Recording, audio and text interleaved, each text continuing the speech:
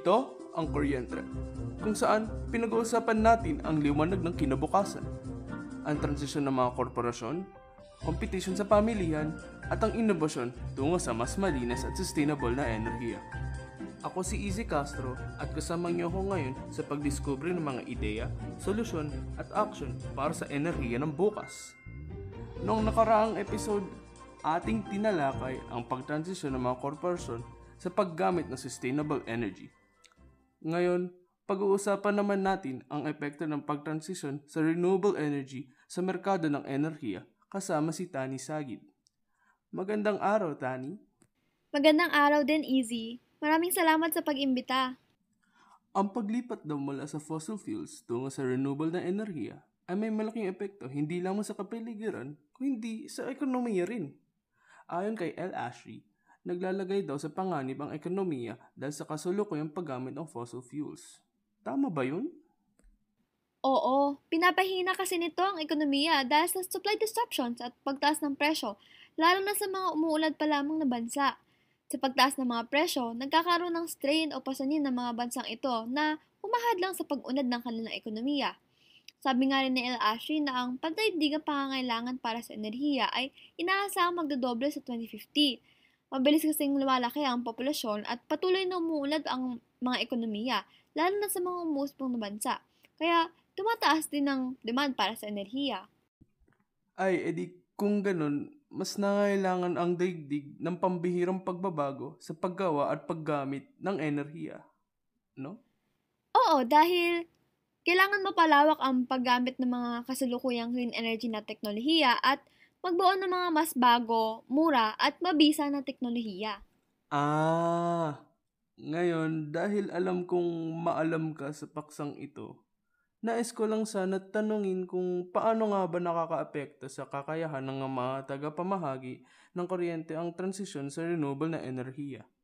At ano kaya ang implikasyon nito sa pananalapi, pagpepresyo at pangangailangan ng mga mamimili sa mapagkompetisyong merkado na ito? Sige, upang mas maipaliwanag, unahin muna natin ng tungkol sa mga consumer. Base sa mga pag-aaral ni na Lloyd at Nakamura, may malinaw na suporta para sa renewable energy. Mahigit sa 80% ng mga kalahok ng kanilang survey ang nagbahayag na gusto nilang mag-install ng renewable na enerhiya kung ito ay abot kaya.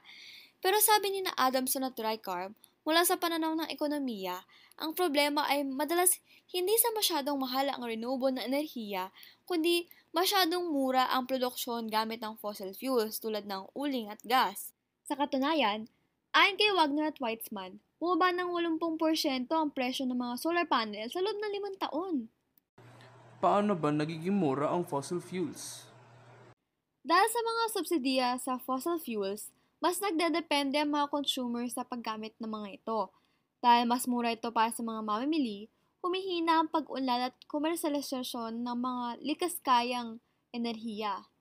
Samantala, habang ang mga consumer ay patuloy na umaasa sa mga fossil fuels, ang mga tagapamahagi ng kuryente ay nahihirapan din sa pamamahagi ng mga bagong uri ng enerhiya, tulad ng solar at hangin. Malaki rin ba ang epekto ng renewable energy sa mga tagapamahagi? Oo, dahil ayon kay Goldenberg, ang mga subsidiya ay di lamang nakakaapekto sa desisyon ng mga mamimili, kundi sa kakayahan din ng mga tagapamahagi na mag-invest at magpatupad ng mga makabagong renewable na solusyon. Dahil dito, nagiging mas mahirap para sa mga distributor na magtulungan sa pagbabago ng merkado ng enerhiya at mapanatili ang epektibong serbisyo sa mga mamimili. Dagdag pa dito, ayon sa pananaliksik ni Ball, sa Texas, United States daw, nagdudulot ng sobrang energy demand ang mabilis na paglago ng mga renewable energy projects. Kaya't nahihirapan ang mga tagapamahagi na mamahalan ng supply at demand. Kapag gusto naman nila maglipat ng enerhiya sa mga malalayong lugar, magastos din kasi kailangan mag-invest sa mga bagong transmission lines at infrastruktura. Parang ganito rin siguro ang mangyayari sa Pilipinas habang patuloy na tumataas ang demand para sa enerhiya. Siguro naman sa kabila ng mga hamong ito ay may mga posibleng paraan upang malutas ito. O naman, May mga solusyon at mga patakaran na maaaring makatulong upang mapabuti ang kalagayan ng merkado at mapabilis ang transisyon sa renewable na enerhiya. Mungkahi ni Wagner at ang iba pang mananaliksik na dapat isama ang presyo ng carbon emissions sa pang-araw-araw na pagbili. Maitutulak daw kasi ang mga mamimili na mas maging eco-friendly kapag nakita nila ang madagdag na gastos ng carbon emissions. Sa paggawa nito, tataas ang paggawa ng renewable na enerhiya. Bukod dyan, sabi ni Bol na makakatulong ang pagpaplano ng infrastruktura tulad ng pag-una sa mga lugar na may mataas na potensyal para sa renewable energy at pagpapabilis ng proseso ng konstruksyon upang mabawasan ang gastos. Ayan, maraming salamat Tani sa paliwanag. Malinaw na nagdudulot ng hamon sa tagapamahagi lalo na sa aspeto ng regulasyon at presyo ang transisyon sa renewable energy. Oo naman, pero sa tamang polisiya tulad ng mga nabanggit ko kanina, magagawa nating gawing abot kaya ang renewable energy para sa lahat. At dyan nagtatapos ang ating usapan. Kung na-enjoy kayo sa mga episode ng podcast na ito, baka gusto niyo ring tignan ang iba pang media sa website ng Cleanergy.